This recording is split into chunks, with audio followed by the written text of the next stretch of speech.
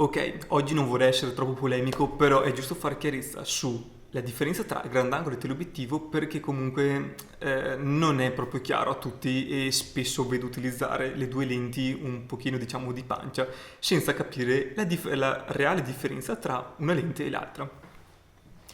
Allora, piccolo schema riassuntivo. 50 mm, lunghezza focale 50 mm lo consideriamo come lente normale, per cui quello che sta sotto i 50 mm lo consideriamo grandangolo, sopra i 50 mm lo consideriamo teleobiettivo, giusto per riassumere in maniera molto grossolana le lenti. Perché dobbiamo scegliere un teleobiettivo o un grandangolo? Allora, la scelta principale da parte di quasi tutti, e lo ammetto, a volte lo faccio anch'io, è la pigrizia. Ossia, quando non posso avvicinarmi abbastanza al mio soggetto, utilizzo un teleobiettivo. Se invece so che gli posso stare vicino e non posso allontanarmi troppo, utilizzo un grandangolo. Quindi, generalmente le due lenti vengono scelte per una pigrizia o una necessità più o meno reale quando stiamo lavorando su un set, quando stiamo lavorando su un evento, insomma quando lo utilizziamo dal punto di vista lavorativo o personale per limiti proprio fisici della stanza. Ad esempio, se stiamo fotografando ad un evento e il nostro relatore principale che dobbiamo scattare è a 20 metri e non possiamo avvicinarci più di 20 metri, molto probabilmente un grandangolo lo farà risultare molto piccino. Quindi, come ben sapete, grandangolo ho un'ampia visione di campo, quindi tante informazioni assorbite dal mio sensore, mentre teleobiettivo ho un effetto di zoom, adesso tipo qua, diciamo una terminologia che non vorrei mai usare, però diciamo ho un effetto di avvicinamento verso il mio soggetto principale. Ok, questo dovrebbe essere abbastanza chiaro.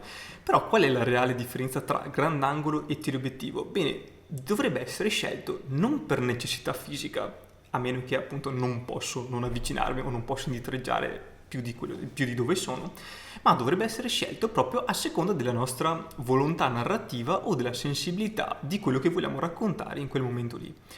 Cosa significa? Ad esempio, se stiamo utilizzando un grandangolo e un teleobiettivo, in pratica i piani della nostra fotografia lavoreranno in maniera molto diversa. Cosa significa?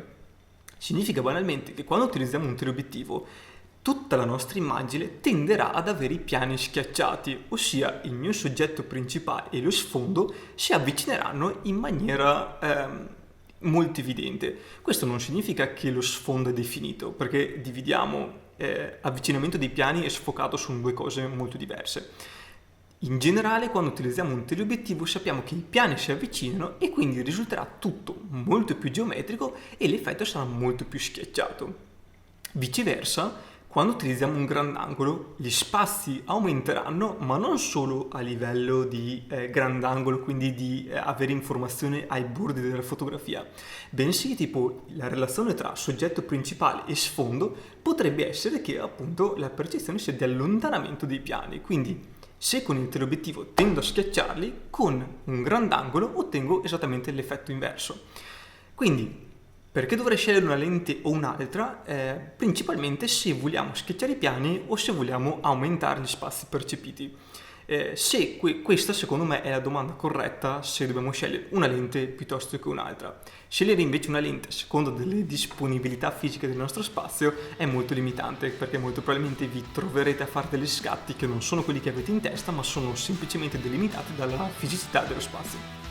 Bene, spero che questo video ti sia piaciuto. Se hai altri dubbi scrivi qua e ci vediamo al prossimo video. Grazie.